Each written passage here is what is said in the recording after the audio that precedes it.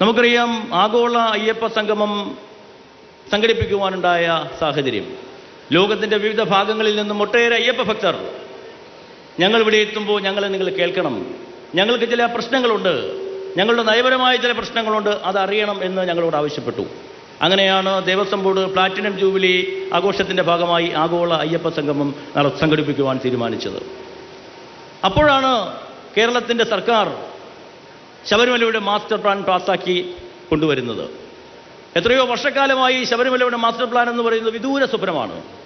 ഈ ഗവൺമെൻറ് അധികാരത്തിൽ വന്നതിന് ശേഷമാണ് ഹൈപ്പവർ കമ്മിറ്റിയുടെ നേതൃത്വത്തിൽ തിരുവനന്തപുരം എഞ്ചിനീയറിംഗ് കോളേജിനെ മാസ്റ്റർ പ്ലാൻ തയ്യാറാക്കാൻ വേണ്ടി ഏൽപ്പിച്ചു. അത് ഹൈപ്പവർ കമ്മിറ്റി പാസ്സാക്കി ഗവൺമെൻറ്റിന് സമർപ്പിച്ചു. 4 മാസങ്ങൾക്ക് മുമ്പ് മാസ്റ്റർ പ്ലാൻ പാസ്സായി.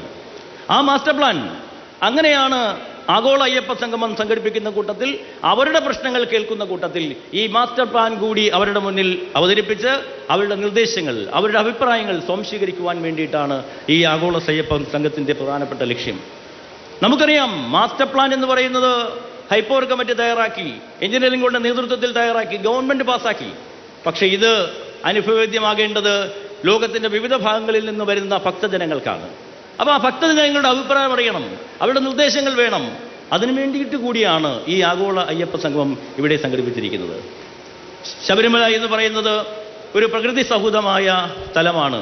മറ്റുള്ള അമ്പലങ്ങളിൽ കെട്ടുന്നത് പോലെ കോൺക്രീറ്റ് സൗധങ്ങൾ ഇവിടെ കെട്ടാൻ കഴിയില്ല. പരിസ്ഥിതി സൗഹൃദമായ അതീവ എക്കോളജിക്കൽ ഫ്രജൈൽ ലാൻഡാണ്. ഇവിടെ പരിസ്ഥിതിക്ക് ദോഷം വരാത്ത പരിസ്ഥിതി സൗഹൃദമായ ബിൽഡിങ്ങുകൾ, കെട്ടിടങ്ങളാണ് വരേണ്ടത്. അതിനു വേണ്ടിയിട്ടുള്ള നിർദ്ദേശങ്ങൾ, ലോകത്തിൽ വിവിധ മോഡലുകളുണ്ട്. അതെല്ലാം ഇവിടെ പറയുവാനുള്ള അവസരം നമുക്കുണ്ട്. നമുക്കെല്ലാവർക്കും അറിയാം, ശബരിമലയിലെ ഏറ്റവും പ്രധാനപ്പെട്ട പ്രശ്നം എന്താ? ക്രൗഡ് മാനേജ്മെൻ്റാണ്. ആ ക്രൗഡ് മാനേജ്മെൻറ്റുമായി ബന്ധപ്പെട്ട ഒരു ഡിസ്കഷൻ ഇവിടെയുണ്ട്. അതിനെ ശാസ്ത്ര സാങ്കേതിക വിദ്യയുമായി സമന്വയിപ്പിച്ചുകൊണ്ട് എങ്ങനെയാണ് ക്രൗഡ് മാനേജ്മെൻറ്റ് നന്നായി നടപ്പിലാക്കാൻ കഴിയുക എന്നുള്ള ഡിസ്കഷൻ ഇവിടെ നടക്കുകയാണ്. മാത്രമല്ല, ഇന്ന് ഏത് ഒരു ആരാധനാലയത്തെ സംബന്ധിച്ചും പിൽഗ്രിം ടൂറിസം വളരെ പ്രധാനമാണ്. അതുമായി ബന്ധപ്പെട്ട ചർച്ചകൾ ഇവിടെ നടക്കും. മാസ്റ്റർ പ്ലാനുമായി ബന്ധപ്പെട്ട ചർച്ചകൾക്ക് നേതൃത്വം നൽകുന്നത് പഴയ ചീഫ് സെക്രട്ടറി, മാസ്റ്റർ പ്ലാനിൻ്റെ ചെയർമാനുമായിരുന്ന ശ്രീ ജയകുമാർ സാറാണ് അതിന് നേതൃത്വം നൽകുന്നത്. ക്രൗഡ് മാനേജ്മെൻറ്റുമായി ബന്ധപ്പെട്ട് പോലീസാണ് അത് കൈകാര്യം ചെയ്യുന്നത്. മുൻ DGP ജേക്കബ് ന്യൂസ് സാർ ഇവിടെ എത്തിയിട്ടുണ്ട്. ഇപ്പോഴും മാതൃകാപരമായി ക്രൗഡ് മാനേജ്മെൻറ്റ് കൈകാര്യം ചെയ്യുന്ന ശ്രീ ADGP ശ്രീജിത്ത് അതിന് നേതൃത്വം വഹിക്കും. സ്പിരിച്വൽ ടൂറിസവുമായി ബന്ധപ്പെട്ട് ഞങ്ങൾക്കത് വിശിഷ്ടനായ ഒരു വ്യക്തിയാണ് അതിൻ്റെ ഉദ്ഘാടനം നിർവഹിക്കുവാൻ വേണ്ടി കിട്ടിയിരിക്കുന്നത്. എത്രയോ പ്രധാനമന്ത്രിമാരോടൊപ്പം പ്രിൻസിപ്പൽ സെക്രട്ടറി ആയിരുന്ന ശ്രീ TK നായർ സാർ, അദ്ദേഹമാണ് പിൽഗ്രിം ടൂറിസവുമായി ബന്ധപ്പെട്ട് ഇവിടെ ഇത് ഉദ്ഘാടനം ചെയ്യാൻ വേണ്ടി എത്തിയിരിക്കുന്നത്. അങ്ങനെ ഇവിടെ ശബരിമലയുമായി ബന്ധപ്പെട്ട കാര്യങ്ങൾ ഇവിടുത്തെ നമ്മുടെ സാധാരണ ഭക്തജനങ്ങൾക്ക് മുന്നിൽ അവതരിപ്പിച്ച് അവരുടെ ഒപ്പീനിയൻ എടുത്ത് അത് കൺസോൾഡേറ്റ് ചെയ്ത് ഒരു കൺസെപ്റ്റായി വേൾഡ് ഇറ്റലി ഫംഗ്ഷനിൽ ദേവസ്വം ബോർഡ്, ബഹുമാനായ ദേവസ്വം ബോർഡ് വകുപ്പ് മന്ത്രി ശ്രീ VN വാസവൻ അവതരിപ്പിക്കും.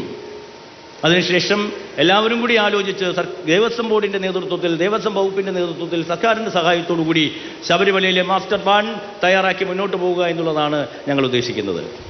ഇവിടെ ഉയർന്നു വന്ന ഒരു പ്രശ്നം, ദേവസ്വം ബോർഡ് ഇത് നടത്തുകയാണ്, സർക്കാരിൻ്റെ സഹായം എന്തിനാണ് എന്നാണ് ചോദ്യം. ഞാൻ ചോദിക്കട്ടെ, സർക്കാരിൻ്റെ സഹായമില്ലാതെ നമുക്ക് എന്തെങ്കിലും ചെയ്യുവാൻ സാധിക്കുമോ?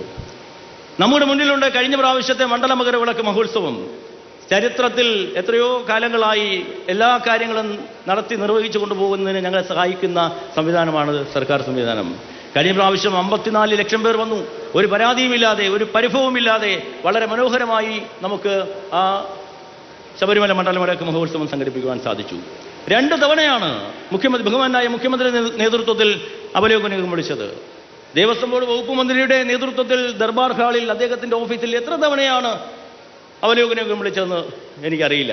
വിവിധ വകുപ്പ് മന്ത്രിമാരുടെ നേതൃത്വത്തിൽ, വിവിധ ഡിപ്പാർട്ട്മെൻറ്റുകളുടെ സഹായത്തോടുകൂടി 30-35 ഡിപ്പാർട്ട്മെൻറ്റുകളുടെ നേതൃത്വത്തിലാണ് ഈ ആഗോള അയ്യപ്പ ശബരിമല മണ്ഡല മകരവിളക്ക് മഹോത്സവം നടത്തുവാൻ വേണ്ടി എല്ലാവരുടെയും, ഗവൺമെൻറ്റിൻ്റെയും വിവിധ സാമുദായിക സാംസ്കാരിക സംഘടനകളുടെയും മാധ്യമങ്ങളുടെയും എല്ലാവരുടെയും മികച്ച സംഘടനാ വൈഭവം കൊണ്ടാണ് മണ്ഡല മകരവിളക്ക് മഹോത്സവം നമുക്ക് നടത്തുവാൻ വേണ്ടി സാധിച്ചത്.